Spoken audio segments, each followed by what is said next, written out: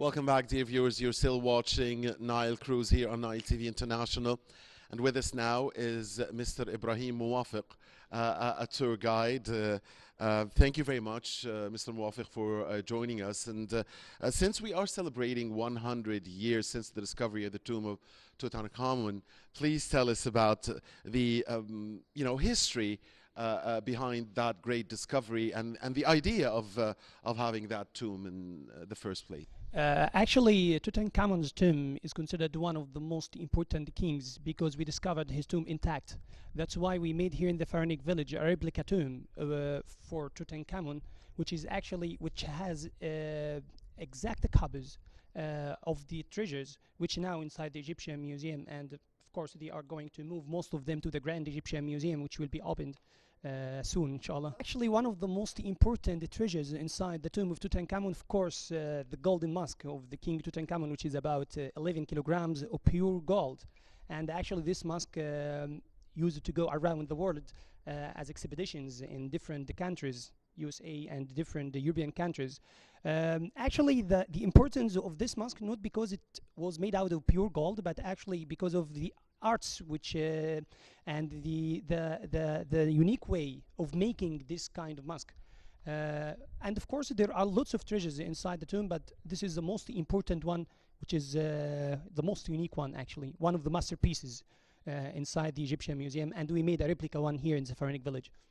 Okay, tell us, of the visitors you deal with, the percentage of Egyptians, the percentage of foreigners, the students that you receive. Of course. Talk to us about. Actually, the Pharaonic village, it has different kind of visitors all over the world and also all over Egypt.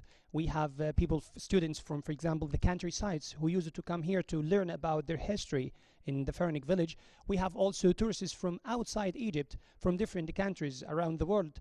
Also, because we made here actually replicas of or small sizes of temples and houses. If these tourists cannot travel to Luxor and Aswan, so it's very easy to come to Giza here in the Pharaonic village in order to see the copies of these things.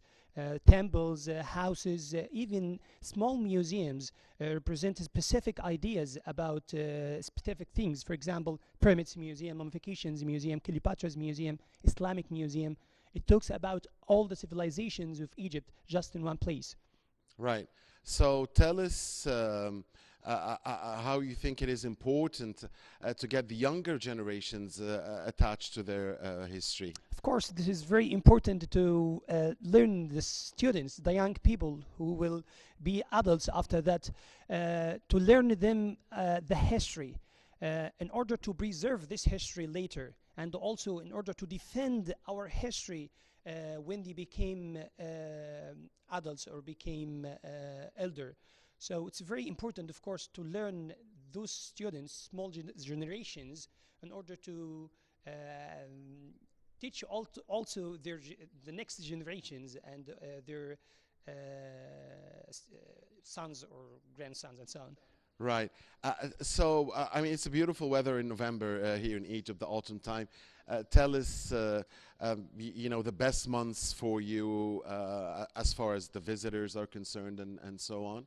Actually, for the visitors, most of the visitors, especially in the European countries, like to come to Egypt starting from September till April, because Egypt here, as we all know, has very warm weather in the winter.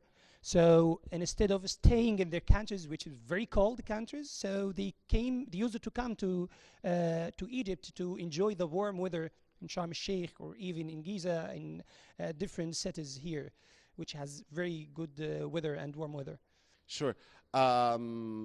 How did you cope with the COVID-19 pandemic, the coronavirus? How did it affect things, and have things picked up from then? Actually, it was very difficult days during the COVID-19, not only in Egypt, but all over the world.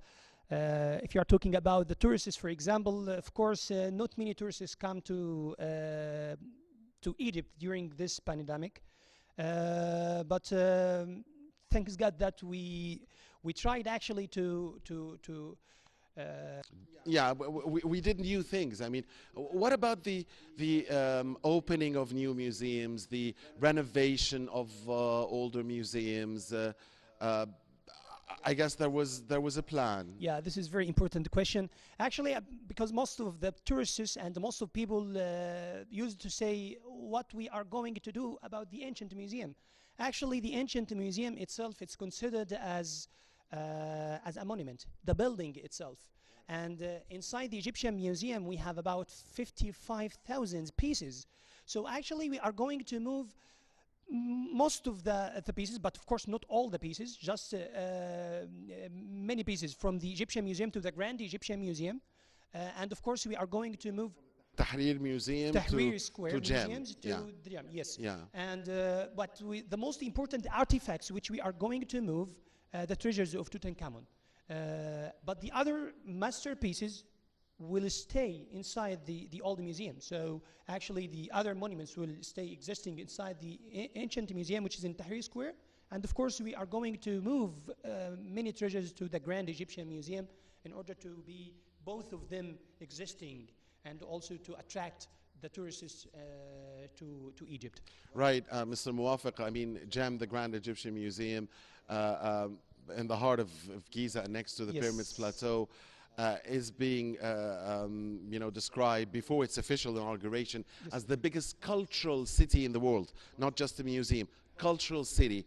Could you tell us what the world should expect from Jem? Completely right. You are completely right. Because actually, when you make pyramids area, which is one of the most important archaeological places all over the world, one of the 7 ancient wonders, which is still existing till now, and put one of the hugest museums just maybe 2 or 3 minutes with the car behind it. So of course you are talking about one of the ancient cultural cities all over the world, which is Giza. So actually it's a great idea to make that museum behind these kind of pyramids. Of course, a great idea. Let us go back to some of the secrets of Tutankhamun, if you will. And but before that, I wanted to ask you, what attracted you to join this field? I mean, from your childhood. Actually, when I was young, I was born in Giza, in Al-Haram Street. So I used to find lots of tourists go around the streets and the pyramids behind me. So I wanted to join actually the tourism. So I joined the Faculty of Archaeology, and in order to learn the archaeology from the main source. And then I made master degree in Cologne University for 6 months in environmental archaeology. And after that, I joined the diploma in guidance in order to be able to deal with the tourists and to tell them the real history from its source. So actually I liked to deal with the tourists because actually this is, the national identity for us in order to tell the people who are we, who real are we. Indeed. Since you mentioned environmental archaeology, I mean, and you've studied it, so you can't be with us here, and I wouldn't be asking you about COP27. Egypt hosting the world and trying to unite the world in an effort to save the planet and to fight global warming. Of course. What can you tell us about COP27, about Egypt's efforts, and about the importance of preserving our environment for the sake of humanity and for the sake of the treasures as well that we have? Of course, this is very important to protect the treasures and to protect our environment from all over the world. Nowadays we affected from the weather change all over the world. So actually the government is doing its best in order to preserve this kind of idea here in Egypt.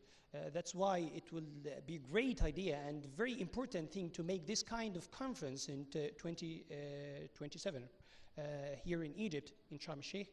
So I think it's a great idea to do such a thing here in Egypt. Conference tourism, how can it help cultural tourism and pharaonic tourism? Actually, by spreading the awareness of the how to preserve our culture during this conference you mentioned, so I think it's a great idea to do such that thing also in Egypt here. Yeah, of course. Indeed. So we want to close out by again walking us through some of other important secrets about Tutankhamun, which is intriguing to the world, I guess. Of course. When we talk about that Tutankhamun, Tutankhamun actually, he ruled Egypt when he was just 9 years old and died when he was 19 years old. He wasn't actually such a great king like the other kings we know, like Ramesses II, like Thutmose III, but actually he was very famous king because we discovered his tomb intact. And not only because we found the treasures, because actually we found lots of treasures in other tombs, but the importance of the tomb of Tutankhamun, not because of the treasures only, but because of the history we found inside the tomb. We knew lots of things. We knew how they used to use their stuff in ancient Egyptian times. For example, how they used to make fire, how they used to store breads. We found cheese inside the tomb. We found wines. So the importance of the tomb, not because of the treasures only. However, the treasures, of course, very important to put them inside the museums, but also because of the history we found inside the tomb itself. It gave us an idea about how daily life looked like during pharaonic times, right? Yeah. So what is it that you found amazing about daily life and you never thought was true? Actually, one also we have to mention that one of the most important museums in Egypt, Civilizations Museum, Yeah, of which course. talks about not only also the artifacts itself, but it talks about the daily life you mentioned, Yeah. how the people used to make the houses, how the people used to, for example, build the temples, how they used to make foods and drinks. So about the daily life of the ancient Egyptian people, about 80% of the ancient Egyptian people were working as farmers. We have also noble people who used to, for example, at the high priests, the leaders of the army, they were considered as noblemen. So the daily life of the ancient Egyptian time, if you would like to see really the daily life of the ancient Egyptian people, go to the Upper Egypt. Most of the Upper Egypt traditions, like the ancient Egyptian people, how they are working, how they are dealing with, for example, in the parties, ceremonies, different things. So in Upper Egypt, actually, Like especially where in Nubia or Aswan No. or anywhere in Upper yeah, Egypt? anywhere in Upper Egypt, starting from Minya to Nubian areas. So all of these, especially Luxor and Aswan, where actually Luxor existing about 1/3 of the monuments. Yeah, just of in- course. just in Of one the place. world, right? Of the world, Yeah. in one place. Yeah. So, and also about brief idea of the daily life of the ancient Egyptian people in the pharaonic village, where you can find the people are acting, how they are making beers, how they are making houses, daily life. People are acting in front of you wearing the pharaonic costumes, which is actually a great idea to see such that thing in front of you. Sure, sure. I even saw a priest when it was Yeah. when it's coming here, and I thought he was a statue. I mean, that's how good he was doing, I guess, his role. Of course. So finally, Mr. Mowafeq, what is your wish for our key tourism industry, the vital industry for the Egyptian economy, for the creation of jobs here in Egypt? What is your wish for it? Actually, my wish to increase the numbers of the tourists here in Egypt, and we are actually, as a government, we are doing so to increase the numbers of the tourists here in Egypt by making lots of new museums and by making different things. So this is my wish, actually, not only my wish, but actually the all Egyptians' wish to increase the numbers of the tourists, and we hope so, and we think that it will do. We it hope will so, be. and we deserve so. Yeah. Thank you very much, Mr. Ibrahim You're most Mowafeq, tour welcome. guide, for your time. It's been a great you. pleasure having you with us. Dear viewers, Nile Cruise will be back shortly. Please stay with us.